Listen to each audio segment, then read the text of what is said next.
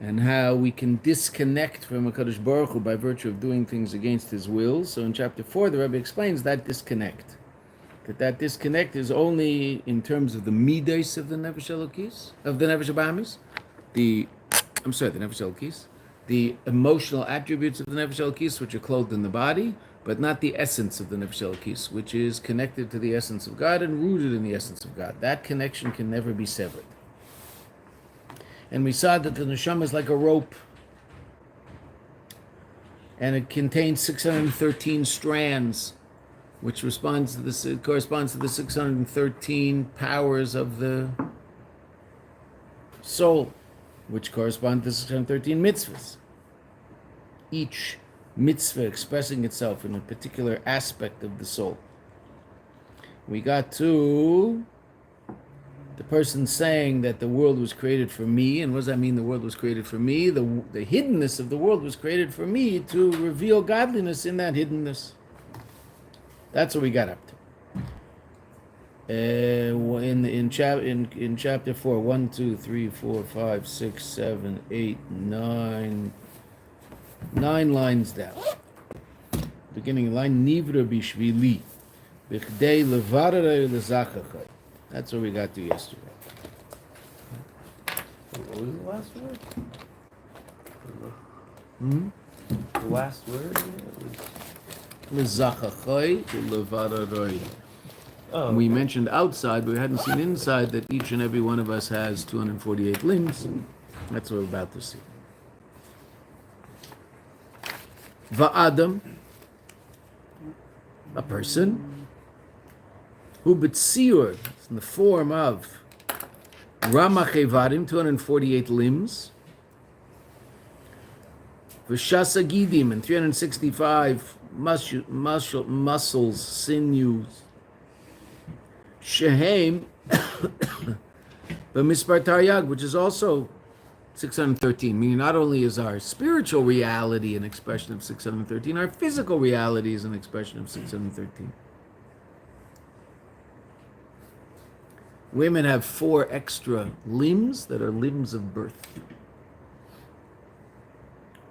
But Ramach is the basic. Ramach Evarim, which of course corresponds to the 248 positive commandments. And Shasa Gidim correspond to the 365 negative commandments. which one's the 600? Both of them together is 613. Ramach and Shasa. Ramach is 248, Shasa is 365. Shehem b'mispar taryag delochein kol hamadregas b'ishtalshelus. All levels in Seder Ishtalshelus, Hem b'mispar zeh, are an expression of the level of the notion of 613.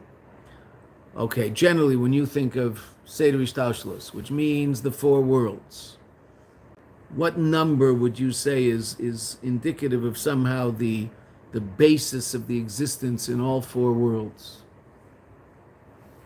Certainly Atzilus should be easy, because what's in Eilam Atzilus? What's Eilam Atzilus all about? A world of godliness. What's revealed there? Godliness? Okay, but say that. Essence? No, not essence in the least. All right. What's Eilam Atzilus all about? What lives in Eilam Abriya? What are those creatures called? Angels. Okay, what lives in Eilam HaYetzirah? What are those creatures called? Also angels, different levels of angels. There's also souls in both of them. Souls, after they leave this world, go to those 2 worlds. Lower Gan Eden, that's in Eilam HaYetzirah. Upper Gan Eden, that's in Eilam HaBriya. Okay, Eilam Hazeh, what lives down there? Us. Okay, all sorts of other stuff too, right? Snails. All sorts of stuff. Okay, good. So what's in Eilam Atzilus? We learned this. This. Just God? 10 spheres. Bidiyuk, 10 spheres. Okay, so I would say, usually when people think of the sort of the reality of creation, they think of 10. And each world is an expression of 10 spheres. Right? Okay, which is certainly true. And yet here the Rebbe says every level in Ishtalshelus actually has taryag, different, 613 different expressions. So first of all, that's rather simple to understand why this is. That's a separate question. It's discussed in different places in Chassidus. We're not going there. But the basic idea of Taryag. What's Taryag 613? Well, the most powerful expression of God's will. Mitzvahs. God's will. So God's will, the complete expression of God's will on one level is 613. So therefore, each world expresses 613 different aspects of reality because that's the totality of God's will. And each world is an expression of God's will. Mitzvahs aren't the only expression of God's will. They're the most powerful and most essential, but they're not the only. Right? As a matter of fact, you might even say that Eilam Hazeh is a more powerful expression of God's will because this is the place where he wants the ultimate will, which is Dir B'Tachtani. And how do you bring about that Dir B'Tachtani, that dwelling place in the lower realms? Through the performance of 613 mitzvahs. But even mitzvahs. What might be the most basic number that describes mitzvahs in the most fundamental way? 613. Okay, 613. There's another number also. 10? Says Dibros. Which is sometimes improperly called 10 commandments, which is, again, not true. There are not 10 commandments in the Seres Dibros. There's either 13 or 14, depending on whether I'm the Lord your God is a commandment or not. The Rambam thinks it is the commandment to believe in God. The Bahag was another counter of mitzvahs. We have a tradition that there's 613 mitzvahs in the Torah, but nowhere does the Torah say this is mitzvah 1, this is mitzvah 2, this is mitzvah 3. Right? It doesn't say that. You've learned the Torah. It doesn't say that anywhere. Right? So we know there's 613 mitzvahs, but exactly what those mitzvahs are is there's probably about 15 mitzvahs that are, can you use the word controversial relative to mitzvahs, meaning disagreements amongst the Rishonim who count mitzvahs as to whether this particular reality is a mitzvah or not. The most famous, there's two very famous machlokes that everybody knows, and if you don't know, you have to know, and I'm going to say it, and you'll forget it anyway, so it doesn't matter, but I'm going to say it. Right? That the most famous machlokes is the Rambam and the Bahag as to whether or not belief in God is a mitzvah. The Bahag says it's not a mitzvah. How can you have a mitzvah to believe in the one giving you mitzvahs? It's putting, so to speak, the cart before the horse. There's a statement of fact. I'm God, and whatever I say, you have to listen to. That's the statement of fact in the first of these Seres Dibros. And then after that, if I were that much smaller than some creature I was next to, I think if he waved at me, I would move away. I'd be afraid. But he did seem to be afraid, that little thing. I mean, bad judgment on his part, but he moved in the end. The Bahag says that that's a statement of fact. I'm God, and you have to listen to what I say. And that the first mitzvah in the Seres Dibros is lo yeh lecha, shouldn't be for you other gods. In that section of lo yeh lecha, there's 3 or 4 or 5 mitzvahs. Don't have other gods, don't make other gods, don't worship other gods. So that section contains definitely more than one mitzvah. Is the first statement, Anochi v'Elokecha, mitzvah or not? Okay, so that's a machlokes Rishonim, the Rambam and the Bahag. Another famous these are the two most famous machlokes. The other famous machlokes is there a mitzvah to live in Eretz Yisrael. So the Ramban, mitzvah deraisa. So the Ramban says, yes, there's a mitzvah deraisa to live in Eretz Yisrael, which means someone who's living in Eretz Yisrael is being Mekayim, one of the 613 mitzvahs. The Rambam says there's no mitzvah to live in Eretz Yisrael. Eretz Yisrael is so central to all of the mitzvahs that it's too general to be called a specific mitzvah, since all of the mitzvahs have to be done in Eretz Yisrael, because you can't really do most mitzvahs if you're not in Eretz Yisrael. So many mitzvahs, Kabbanis and Trumas and Maisus, there's so many mitzvahs are shaykh to Eretz Yisrael that it's just obvious that living in Eretz Yisrael is necessary. So the Rambam says that's not a mitzvah. Right? Another famous machlokes. Right? That produces a very interesting, basically we paskin like the Ramban, and that produces a very interesting question. Is there a mitzvah to move to Eretz Yisrael? Right? If you're living here, you're being mekayim a mitzvah. Okay, do you have to put yourself in the situation where you're being mekayim that mitzvah or not? So Rav Moshe Feinstein was asked that and gave a very, very controversial answer. Controversial not because of the information. The information's fine. No one had issue with the information. Just the comparison. Right? He said, I mean, it's an amazing idea, but it's just an interesting. It opens up a discussion. He said that there are two different types of mitzvahs: mitzvah kiyumis and mitzvah chiyuvis. A mitzvah that you're obligated to do, and a mitzvah that you do if you happen to be in a certain situation. What's an example of a mitzvah chiyuvis? You're obligated to put on tefillin every day. Are you obligated to wear tzitzis? No. When are you obligated to wear tzitzis? If you're wearing a four-corner garment, you're obligated to wear tzitzis. But if you're not wearing a four-corner garment, you're not obligated to wear tzitzis, right? That's called a mitzvah kiyumis. If you're in a situation that requires this to be done, so you have to do it. But what if you're not in that situation? So then you don't have to do it. So that's how Rav Moshe defines living in Eretz Yisrael, which is perfectly reasonable. Meaning what? If you're in Eretz Yisrael, you're fulfilling a mitzvah. But if you're not in Eretz Yisrael, then you don't have to fulfill that mitzvah because you're not there. But those who found that answer interesting countered by saying, you ever met a frum Jew who doesn't wear tzitzis? Doesn't everybody isn't everybody put on a four-corner garment in order to put tzitzis on it? I mean, everybody does, right? That's what everybody does. No? Yes? Hello? Anybody alive in this room other than the guy on the other end of YouTube? All those we all wear tzitzis, right? So a lot of people said that's an interesting answer and it makes a lot of sense to halacha, but then wouldn't you then say, well, don't I want to put myself in the situation where I'm being mekayim that mitzvah? Just interesting. I mean, most people would say yes, but of course then there are other variables that go into decisions in life. Perfectly reasonable variables. What if I'm doing something in Chutz La'aretz that's absolutely important to the Jewish people? So then most people would say, so I'll move to Eretz Yisrael. Rabbi Moshe didn't, right? It was pretty important in New York. So he stayed there, right? Many people were told by the Rebbe not to move to Eretz Yisrael, right? Why? The very fact that many people were told by the Rebbe not only not to move to Eretz Yisrael, but not to move from some small little town to New York, Los Angeles, Chicago, Toronto, Montreal, where you might be able to give your kids Miami, right? That's a new one. Where you might be able to give your kids a Jewish education, better Jewish education. Rebbe said, no, to many people. You're absolutely important in that little town where you're the only Lubavitcher who isn't a rabbi walking around on Shabbos, looking like a religious Jew. And it's very important that you stay there. Right? The town I grew up in, people were given that answer because anybody who got frum in Vancouver wanted to leave. Couldn't stay. You couldn't educate your kids. Numerous people were told, no, stay. By the Rebbe, you have to stay. You're important there. You're doing more there than you'll do anywhere else. For other people.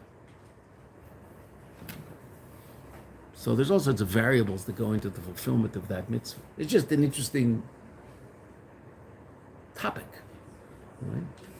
But Taryag mitzvahs are the most complete expression of the Ratzon of HaKadosh Baruch Hu. So therefore, every level in Seder Ishtalshelus expresses Taryag, it contains Taryag aspects of reality.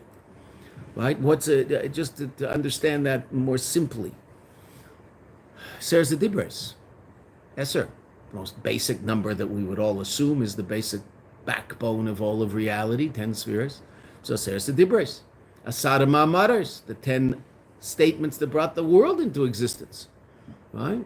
Eser Makos, right? First Asara Ma'amaros, which brought the world into existence. That world contains good and the possibility of the opposite of good, right? That's possible in that world, right? Eser Makos, the 10 Makos, which completely destroyed the Kalipa of Mitzrayim, which brought about the possibility of the 10 Dibres, the Aseret Dibres, to come and be revealed in the world, which is Kulei Teiv, all goodness. What had to happen before the Aseret Dibres were revealed? A complete destruction of the Klipa that's part of Elam Hazeh. Eser. Okay, Manyen.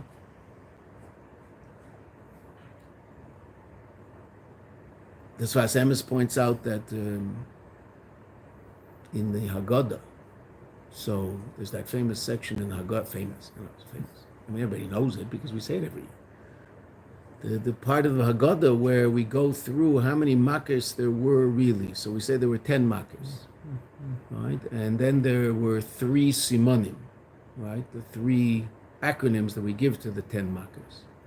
And then there's a machlokes, three-way machlokes tanoim as to whether there were 10 in Mitzrayim and 50 on the Yam, because they were in Mitzrayim, it was called Etzbe Elokim, the finger of the Eibishter, whereas on the Yam it was the Yad of HaKadosh Baruch Hu, the hand.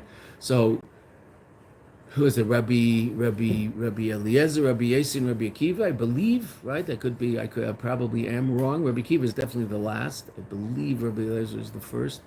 The position of 10 and 50. So there were 10 makers in Mitzrayim, so that means there were 50 on the Yam, because that was a Yad, right? And then there's the position of 40 and 200, because of the drasha, which says that each makkah in Mitzrayim was really 4. And then Rabbi Akiva says, no, that drasha teaches us that really in Mitzrayim there were 5. Every makkah was 5, which means there were 50 makkahs in Mitzrayim and 250 al hayam. Sfas Emes points out that if you add that up, it's very, very interesting. If you add up all of those different positions, 250 and 50, that's Rabbi Akiva. It's easier to start with the big numbers. That's 300. I believe it's Rabbi Eliezer. That's the second, or maybe Rabbi Yitzchak. The second position is 40 and 200, so that's another 240, so that's 540. The first position is 10 and 50, that's another 60, that's 600. The original 10, that's 610, plus the Simon, that's 613. 613 makos in Mitzrayim. Why? 613 aspects of Elokus are about to be revealed. The 613 mitzvahs, there has to be a makkah of the klipa, the negative reality that might prevent the revelation of that. That's the makkahs in Mitzrayim. So 10 turns into 613, interestingly enough. Also by the Seres HaDibros. Rav Sadia Goin shows how you can learn all 613 mitzvahs out of these Seres HaDibros. From the 10, you see all 13, all 613. So 10 is the basis, but 613 is the most complete expression of the Ratzon of the Eibishter. Okay? So every level of Ishtalshelus has 613 different expressions. That's what the Rebbe just taught us. So do we. Ramach Evarim, Shasa Gidim. We also express 613. The Lochen, the Rebbe says, this is what the last line we read. Kol HaMadregas b'Ishtalshelus, all levels in Ishtalshelus, hem b'mispar hazeh, in this number.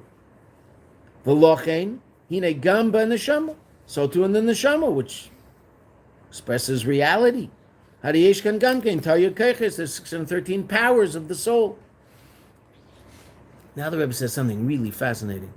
Shebehem tluyim ataryag mitzvahs. That on those 613 powers are dependent or hanging the 613 mitzvahs.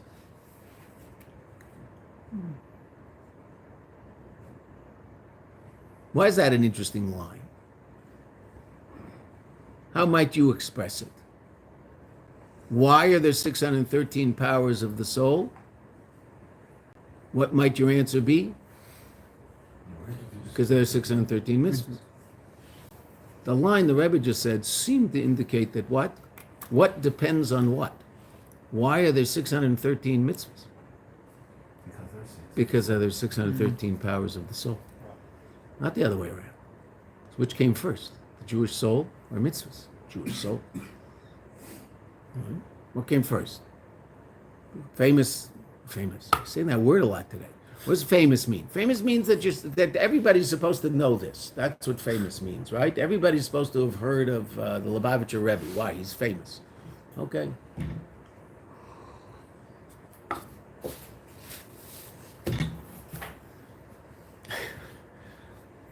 Why do I say it's a famous medrash? Well, it's a famous medrash because Rashi quotes it on Bereshis Aleph, Pasuk Aleph. He quotes this medrash.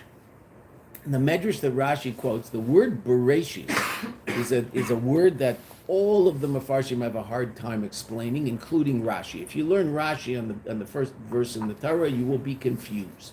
Because it's very confusing. It's very hard to understand what that Bereshis bara Elokim. Now, what does the word Bereshis mean? Well, if you were to translate it into English, how is it always translated into English? In the beginning. Right? Okay. In the beginning. God created the heaven and the earth. Okay. How do you say in the beginning in Hebrew? Batchala. In the beginning. You don't say Bereshit. No one says that. Right? And I'm not, okay, that's modern Hebrew, but in Lashon HaKodesh, in Tanakh, there's nowhere, no, it never says that. So what's Bereshis? Okay, so there's a lot of explanation as to what Bereshis is, because it's a very difficult word. It seems to mean somehow in the beginning, before, at first, something along those lines. There's no question. But also what it means is base Reshis. There's two firsts, because the word Reshis really means first, Rishon. There's Rosh. There's two firsts. And Rashi brings this medrash. There's two things that exist that they weren't created, but because they're beyond creation. But two things that exist before the creation of the world. And what are those two things? Nishmas Yisrael, Yisrael va'araisa. Yisrael, the Jewish people, and Araisa, the Torah. And that's Rashi quoting Bereshis Rabbah, which says that. There's another medrash in Tana de Eliyahu, written by Eliyahu Hanavi. In Tana de Eliyahu, Eliyahu Hanavi asks, which of those is first? There's two things. One of them must be first. He says a very interesting language. Need meli, it appears to me. If it appears to Eliyahu Hanavi, I think we'll accept it. It's a medrash, right? Need meli, it says in Tana de Eliyahu, that Yisrael is before Torah. Why? Because it says in the Torah, Daber el b'nei Yisrael, speak to the Jewish people. So to speak, that the Jews are already there when the Torah is speaking to them. Okay, so now what does that mean? Torah first. We're talking about a level beyond time. So what does first mean? So first in that context means what serves what? What exists for the purpose of what? If you're first, that means the second thing exists as a result of your existence, or for the purpose to somehow serve your existence. So without this medrash, most people would say, and perfectly reasonable to say this, and down here this is the way it works, Am Yisrael exists to keep the Torah. There's a Torah, and Am Yisrael exists to keep the Torah, and that's true. There's no question about that. That's a true statement. Okay, now if that's the ultimate truth, what does that mean? That means what the Eibishter really wants is Torah. He created, so we'll talk about before and after. So if the Torah is created first, so the Eibishter wants Torah. That's what he wants. That's the ultimate purpose of everything, is Torah. And you need some people to keep the Torah. So you create these people called Jews, and they keep the Torah. Okay, so what about a Jew who doesn't keep the Torah? It's a bracha levatala. Right? It's a bracha in vain. Why? Well, because he's created to keep the Torah, and he doesn't keep the Torah, so then he's not fulfilling what he's all about, and it might as well not be. God forbid. Okay, there's a lot of people who look at the world that way. But what if it's the other way around, which is the way it is? Because that's what the Medrash says, that first Yisrael and then Torah. So what's the world really all about? Bishvil Yisrael. Rashi says, Bishvil Yisrael, for the sake of Yisrael, Bishvil the Torah, for the sake of the Torah. That's the pshat in the Medrash. In Bereshis Rabbah. So if the first thing created, which is what Tana de Eliyahu says, the first reality is Yisrael, so then why is there a Torah? The Torah services Yisrael. Now that doesn't mean you and I don't have to listen to everything the Torah says. We're completely bottled to the Torah down here. The Torah says jump, we jump. But the whole purpose of Torah is to allow Am Yisrael down here in Eilam Hazeh Gashmi, in the physical world, to reveal godliness and to connect to the Eibishter. So the Torah is all about, and this is what the Rebbe is explaining to us so incredibly in this Maamer, that the Torah is all about expressing the true reality of what a Yid is. So here the Rebbe says that the Torah is dependent on the neshama. Right? Why are there 613 mitzvahs? So that the nishmas Yisrael, which is the ultimate purpose of creation, can express itself properly in Eilam Hazeh. So what about a Jew who doesn't keep Torah and mitzvahs? He's still the single most important thing in all of reality. It's just an unbelievable, the word in Hebrew is fisfus, like a missed opportunity. But is he what he is? He is what he is. Still the holiest thing imaginable. But he's just completely missing the point. So it's like a dog who licks himself, who licks his paw and cleans himself off and covers up his refuse. And he said, what are you doing? You're not a cat, you're a dog. Why are you acting like a cat? All right?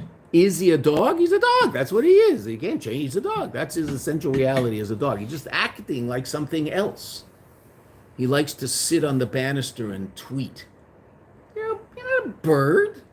You're a dog. Go run around and dig up holes and hide bones. Be a dog. And if he's not acting like a dog, so then he's not acting like a dog, which is really chaval. I'm sure the people who bought him in the pet store hoped he was going to act like a dog, and the guy's, wandering around. He doesn't talk to them. He's like a cat. He doesn't talk to them. Right? Never cuddles with them. Never gets excited when they come in. When they come in, he looks at them and walks away with this look of superiority. He's like, really? Just what kind of dog is this? That's not a dog. That's a cat. Right? Completely self-sufficient. When he eats just what he needs, just a little bit.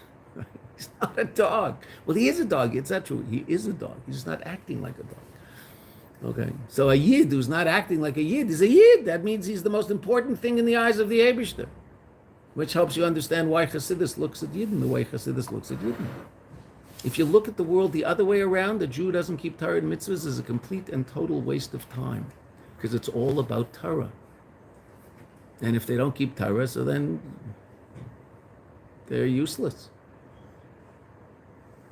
Right? That's out there. But it's not all about Torah. For you and I, it is. You and I have to listen to the Torah. Down here, the Torah tells us what to do. We don't tell the Torah what to do. Okay, that's true. But in terms of what is all of reality ultimately about in the eyes of the Eibishter, so based on that medrash, Tana D'Be'Eliyahu, it's all about Nishmas Yisrael. So that's why the Rebbe says this amazing line here. It's like a throwaway line, but it's not. That the 613 powers of the soul, the mitzvahs depend on them. Why are there 613 mitzvahs? Because the soul looks the way the soul looks, not the other way around. It's not that the soul looks the way the soul looks because there's 613 mitzvahs. There's 613 mitzvahs because the Jewish soul is what the Jewish soul is, and the mitzvahs are all about allowing that soul to express itself in the fullest way. Down here. It's amazing. That's Chassidus. And the Rebbe says that, that's not the topic here. He just says it.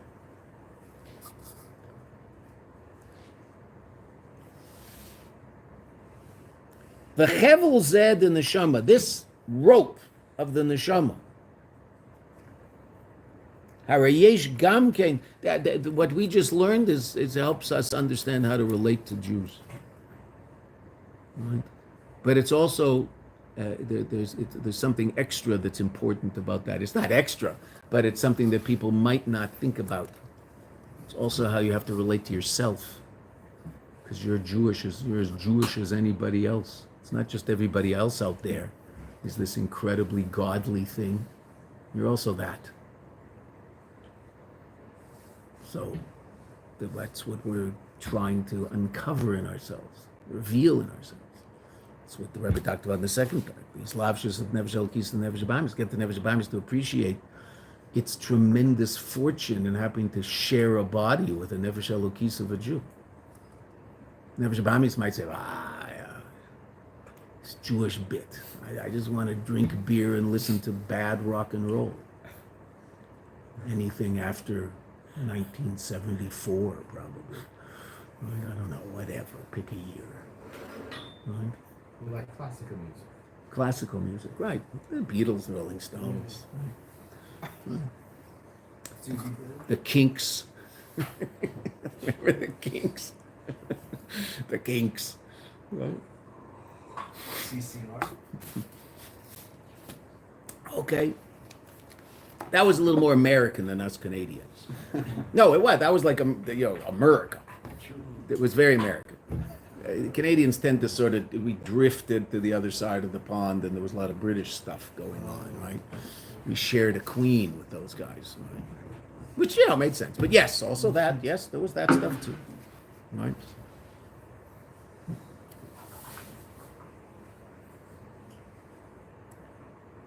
So that my Nefesh Bahamis might want to go there. Well, what's this Maamer teaching us? To sensitize our Nefesh Bahamis to the fact that the most fortunate thing that ever happened to it is that it shares a body with a Nefesh Elokis, and it has this opportunity to do the most amazing and incredible and godly things possible all the time. So he might actually get excited about that and think that that's pretty good and maybe better than listening to raunchy rock and roll. He might not. Might be pretty covered up with all sorts of stuff, and so he doesn't get it. Okay, so you have to chip away at all that stuff.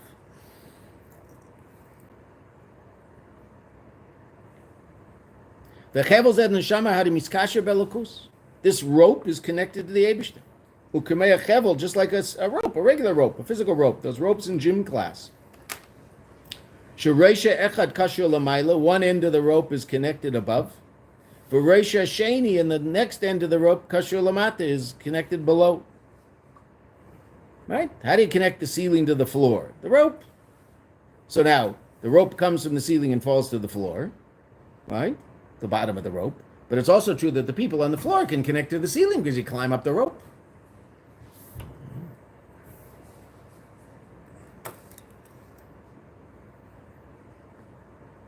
Like the chevel is tied above and below. By virtue of this, nasis kashrus, there's a connection, a kesher, a bond. To be one.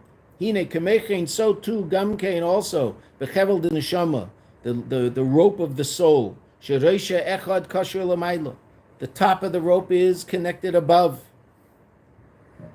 to the Eibishter. Vohu his kashrus ois K, that's the connection of ois K tata, the second K of Yud K Vav K, Yud and then a Hey and then a Vav and then a Hey, so the second one, it's called the lower K. The connection of the lower K by Gimel Oisius Yud K Vav. Miel Kus Mamish, the Eibishter. V'reisha echad kasher lamata, and another end of the rope is connected below. V'hu, what's that?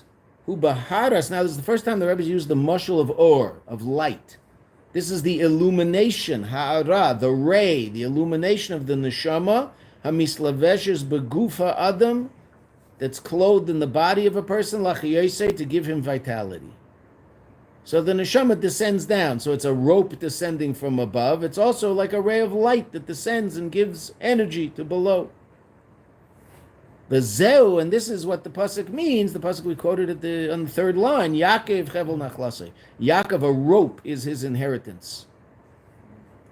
That our connection. What's an inheritance? Inheritance connects two people, so they're one. Right? Inheritance is a very, very interesting halachic reality. Right? If I want to give you my watch, so I have to take my watch and hold it out, and Kalman has to make what's called a kinyan on my watch. He has to do an act of acquisition. If I say, Kalman, here, this watch is yours. Pay me $10 and the watch is yours. Okay, so he pays me $10. The watch is sitting there. Is the watch his? No. It's not his yet. When is it his? When he goes like that. Doesn't matter whether he paid me the $10 or not. The watch is his when he does this. $10 is irrelevant. He owes me $10 if he did this without giving me the $10, but he doesn't become the owner of the watch by virtue of giving me the $10. That doesn't work with a watch. It does work with land and slaves, but not with watches. Right? Okay. So he has to do what's called a Maisa Kinyan. He has to do something. Okay. I don't want to die here, but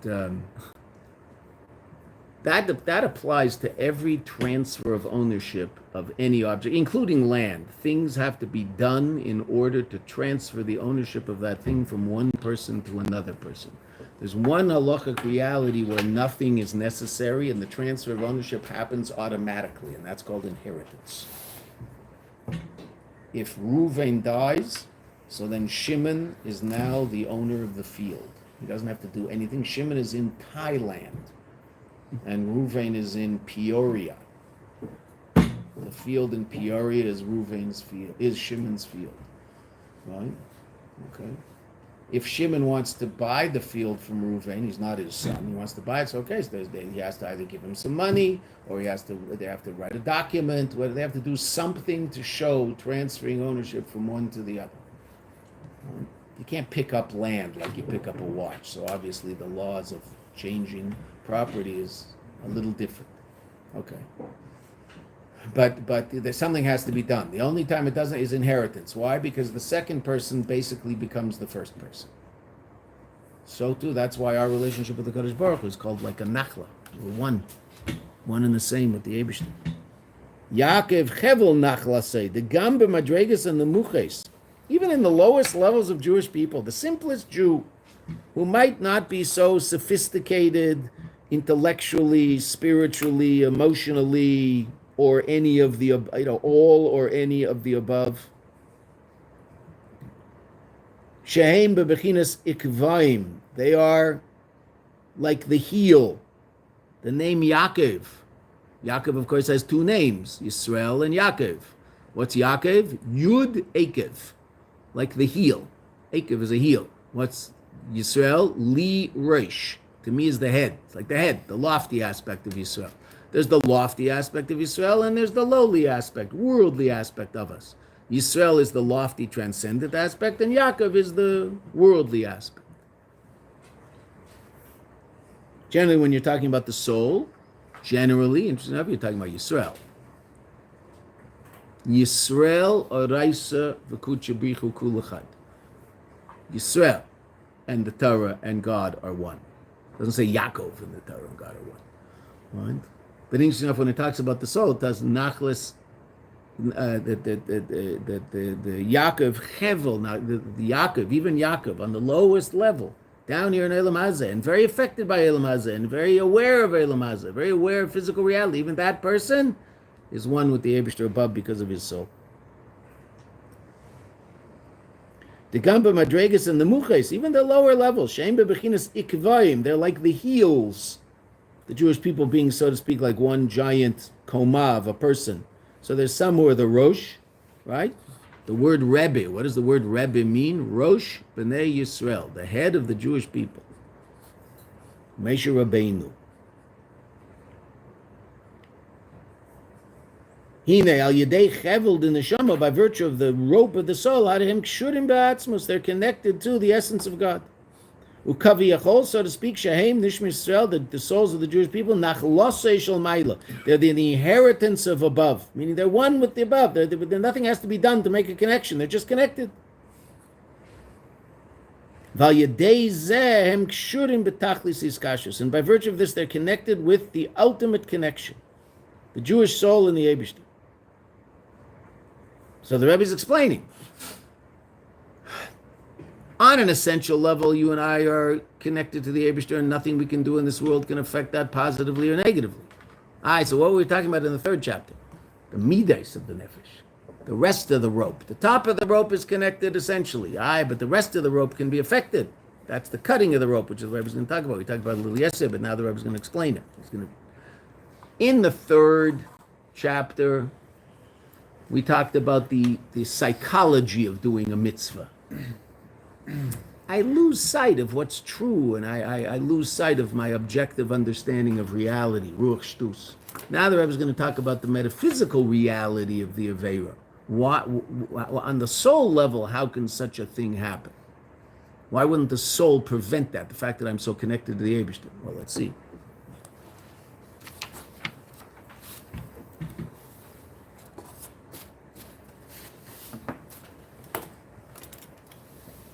Last line. Non-belief, blasphemy, kfira, or aveda shibakaris, or an aveda that has a serious punishment called karis, which literally means to cut. Right? What's an example? Chil Shabbos, eating on Yom Kippur, eating chametz on Pesach. Isurei Kurtis, eating blood.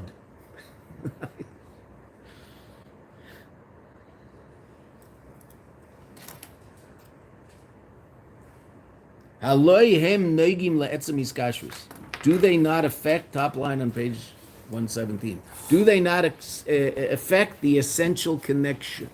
Now, when the Rebbe says, do they not affect the essential connection, he doesn't mean the connection of the essence of your soul with the essence of HaKadosh Baruch Hu. He's going to explain. He means the essential connection of the soul to itself. That's what he's going to explain right now. Hainu b'chlolas iskashu shem etzem neshama etzem nefesh. my connection to the essence of my soul. Al derech, and now you can see this from the verse the Rebbe is about to. One could misunderstand those words, but you see what the Rebbe says now, and you can see that no, it means the connection of the soul to itself, not to God. The connection to God is absolute. Val derech tichsiv ki avnei seichem, your transgressions, hayu mavdilim. What's mavdilim? Differentiate or separate. Havdalah. Mitzvah Shabbos.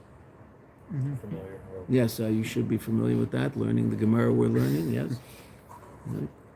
Ki avaneseichem hayu mavdilim beinechem, between you, levein Elokeichem, and your God. Look how the Frierdiker Rebbe explains that line. What does it mean? The Elokeichem, Perish, Elika Shalachem, the godliness of you. Hainu, Elokus Shabbaneshama, the godliness of your soul. What does an Avera do? An Avera separates a Yid from the Eibishter? No. Well, yes, but no. The Avera separates the Yid from himself. Because what happens? You know, in terms of a serious Avera, Karas.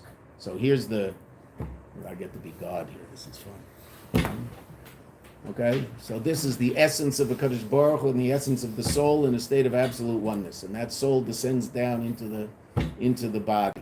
So here, this is like the head, and here it descends down. Okay, so these are the levels of soul that are clothed in the body, and this is, it's called Chayesh Nefesh, the level of your soul in Elam Atzilus, and then the essence of the soul, Yechida. Okay. If a person chas v'shalom does an Isser Karas, a person is Mechal Shabbos, so what happens? So they cut the soul. They cut the rope. So what did they cut the rope from? So? Itself. They didn't cut the rope here. This is connected. They cut the rope here. Which means they just disconnected from who they really are. That's the cat and the dog. They're supposed to be a dog, they're a cat. They're supposed to be a cat, they're a dog, or they're supposed to be a rhinoceros and they think they're a hippopotamus, whatever it happens to be. So they're disconnecting from who they really are. That's why Averas are so confusing and confounding. And interestingly enough, this is obviously, it's not a generalization, but it is interestingly true, but obviously not about everybody. But in general, Jews are always looking for something. If they haven't found it in Torah, they'll look somewhere else. And they'll be at the head of every movement that ever started to try to fix mankind. So they'll be leading communists and leading climate controlists, and they'll be, or whatever. They'll be, they'll just, the most interesting, I don't know whether it still is this way. We looked it up recently, I think it was pretty close. The statistic 20 years ago, which is probably pretty close, 35% of all cult members in the United States were Jewish. Yeah, seriously. 35%. Now, what is the percentage of Jews in the United States? 2%. 2%. 35% of cult members. Why? Because they're all meshuggah, looking for something to express that neshama, and the neshama can't express itself in Torah and mitzvahs because no one taught them about it. So it's expressing itself in absolute shtus. Whether that Avodah Zarah is, the American Socialist Party, or it's the Bernie Sanders of the world. There's the socialists who own 3 houses, like nothing like good American socialists. This guy running for mayor in New York, what did he do the last weekend? Got married. Yeah, he got married. Where? In Uganda with private security. Nothing like a good modern day Marxist, rich Marxists. They're the best, right? Absolute unbelievable. The hypocrisy is just beyond belief. No one will say anything because you're not allowed to. But it's the greatest. It's just, you look at it, you go, wow. Now he should be, and who's voting for him? Who voted for him in the primaries? Yidden. Not the blacks, not the Hispanics. They did not vote for him. Their choice was this other guy, which is just as bad, but okay, what can you do? Right? Who voted for him? Jews. Ooh. There's a whole page on Instagram, Jews for one time. Right? Why? We just saw why. Because the Jew's completely disconnected from who he really is. He's not a bad guy. He's just so unbelievably confused in life that he'll go for anything. Because he's looking for something. And so he'll find it in some, fake Marxist.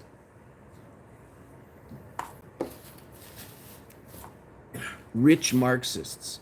Nothing like it. Bernie Sanders, 3 houses. Right. Real socialist. If he gave away 2 of them, I'd believe it. But he won't, because he's really just a money-hungry capitalist like everybody else. But hey, how did I make all my money? By being a socialist. That's the best. That's my tag. Good tag, works. Got hundreds of people following him, thousands, tens of thousands, probably lots and lots of Jews. Love him, right? Just lost in space. Why? Because the neshama is completely and totally confounded because it's not connected to its source. And it's in pain. And it wants to express itself somehow. What's the remedy?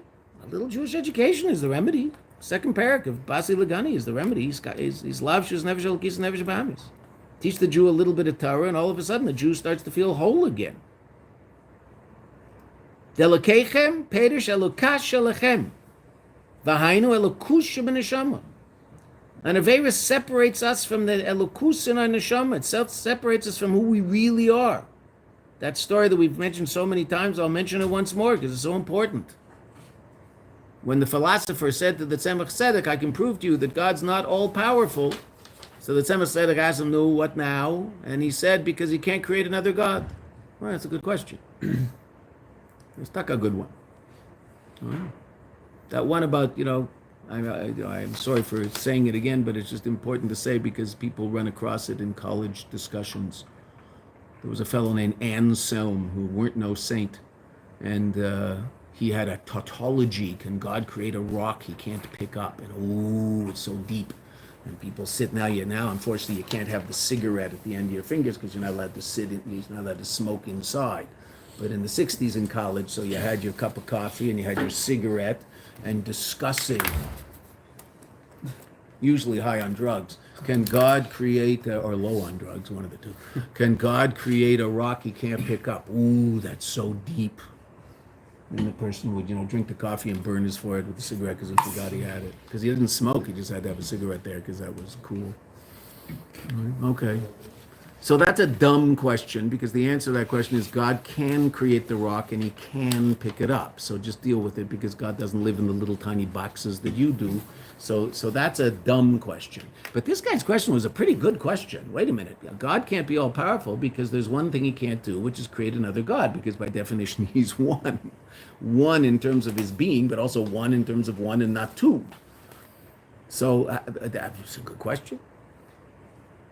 So the Tzemach Tzedek answered him and said he did. It's called a Jew.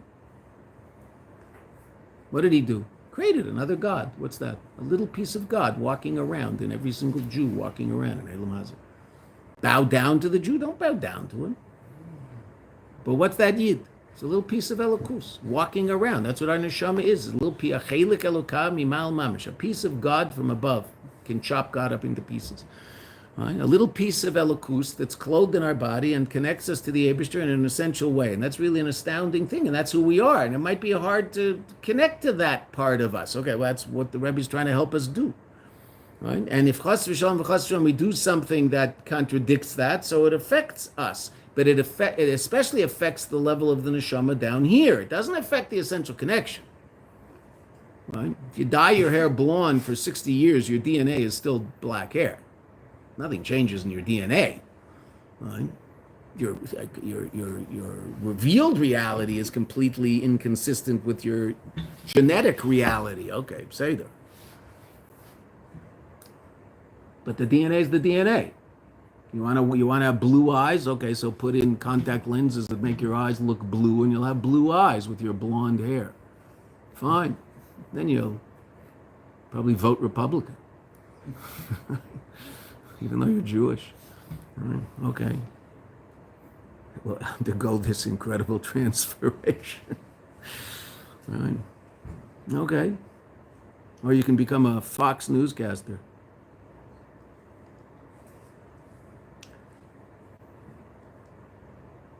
These serious averas, third line, inyanim elu, these reality, harem neugim b'chlolos iskashus, they affect the essential connection. Again, not the essential connection of the essence of the soul and the essence of the Eibishter, but the essential connection of you to the essence of your soul. And that's why certain averas, for someone who has any appreciation of their relationship with the Kadosh Baruch Hu, if I have no appreciation whatsoever, so then there don't seem to be too many limits, because I don't know about anything. I've never been sensitized to anything. Okay. So it might be that if a kid in Gashmias, if a kid is just left at 3 months old, he's put in a forest and he's just told, okay, fend for yourself. Somehow he manages to live to be 7. He'll probably do all sorts of things that you and I would say were just like not. I mean, like humans just don't do those things. What's he doing? Okay, how's he know? How does he know what a human does? Never been around one. Okay, so he'll probably act in a pretty weird way. This kid. Okay, probably eat things that most humans don't eat. Act in a way that most humans don't. After he grows up to be an adult and he never ever encountered anybody else, okay, so he'll probably act pretty weird. Does that mean he's not a human like he's a human like everybody else, but his behavior is completely off the wall relative to everybody else, right? Because he just wasn't around to see what humans do. Okay, so that Jew wasn't around to see what Jews do, so he might do things that are completely off the wall relative to what the Jews are about. He won't feel it. Okay, but what about the Jew who does know about it? So then there's certain things that he won't do. He's not going to get into a car on Shabbos. Why? Because he's cutting the rope in two, and he feels it. But what might he do? He might miss Kriya Shema someday. Might wake up after 9:15 and not say Kriya Shema in the morning.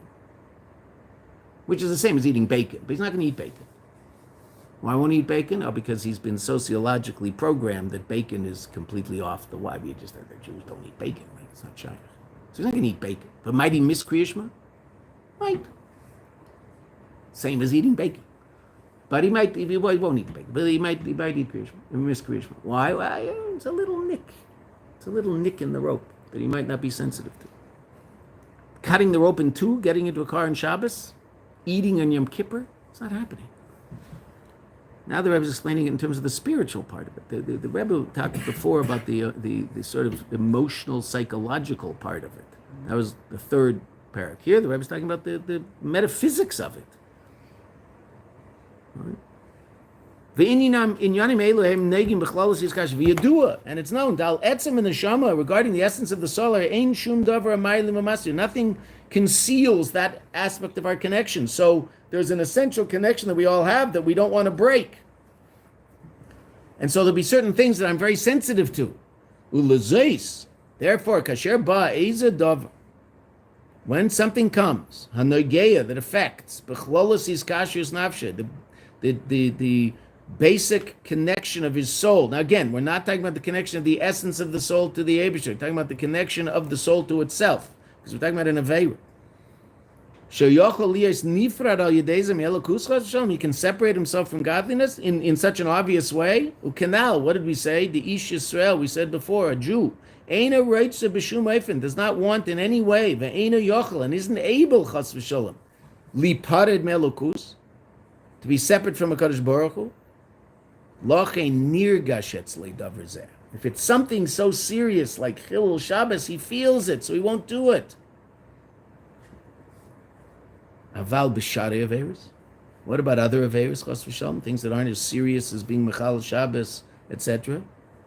They're still against what's written in Shulchan Aruch, right? I'm bringing an example. It's not an Isser D'Oraisa. I'm just bringing an example, something that gets a lot of people. We're talking during the repetition of Shemona Esrei. It's Usser al pi Shulchan Aruch. From the time he starts until the end and the Kaddish, you're not supposed to talk. Okay. We don't want to do surveys of who does and who doesn't, right? But, you go to the back of most shuls, that's where half the business deals in the Jewish world take place, is during Chazaras Hashatz. Right? Businesses are bought and sold between Baruch Aleinu and Shema Aleinu. Right? Okay. Baruch Hashem, they're in shul, right? So no one's complaining. They're in shul. I'm good.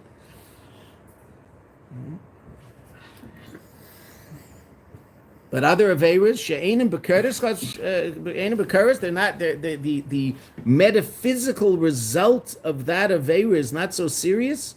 Harehim nimim protim, therefore they're individual strands, so missing Kriya Shema someday, Seisman Kriya Shema in the morning, Lochein, therefore einam near Goshi Metzlekaka, he won't feel it so much.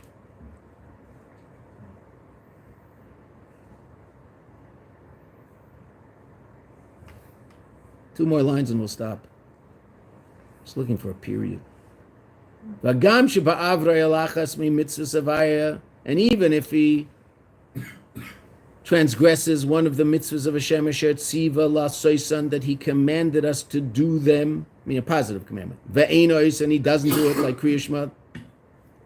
He woke up late and didn't say Kriya Shema before. I think it's 9:18 now, which is pretty late.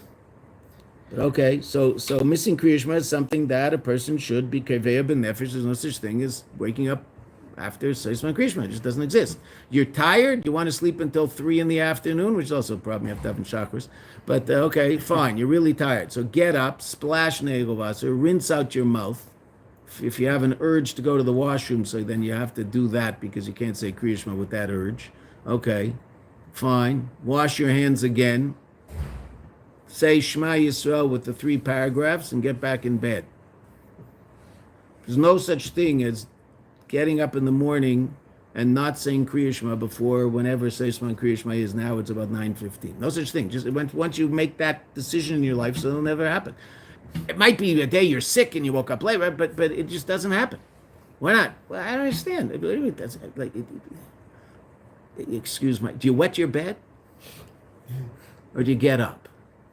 You get up, right? You don't wet your bed. You're a little old for that. Okay, so you don't miss Seisman Kriya Shema. You should wet your bed before you miss Seisman Kriya Shema. Because wetting your bed isn't a derisa. It's just something pretty uncomfortable, and you probably better take care of it before you get married, right? But Seisman Kriya Shema, that's what you're here for. Hopefully you do. You do Shema and you don't do the other thing, right? Hopefully, right? Okay. There's no such thing as missing Kriya Shema. But I might not be so sensitive. It's just a little nick.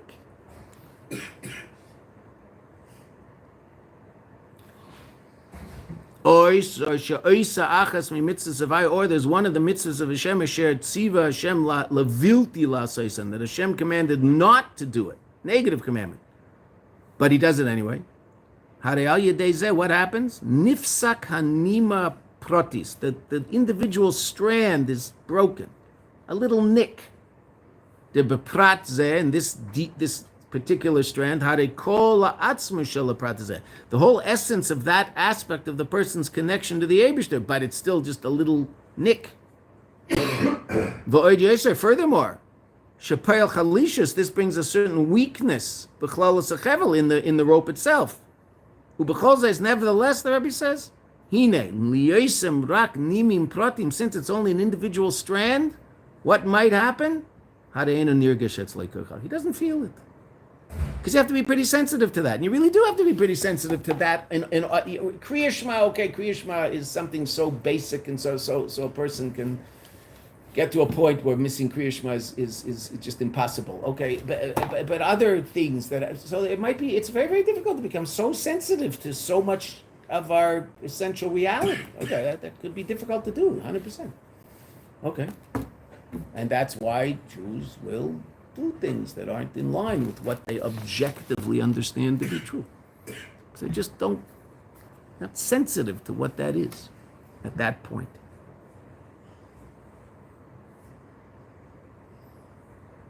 Finish the next line and we're stopping.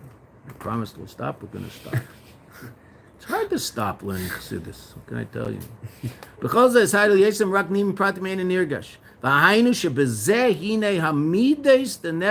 is just summing up the thing. We'll finish the chapter tomorrow.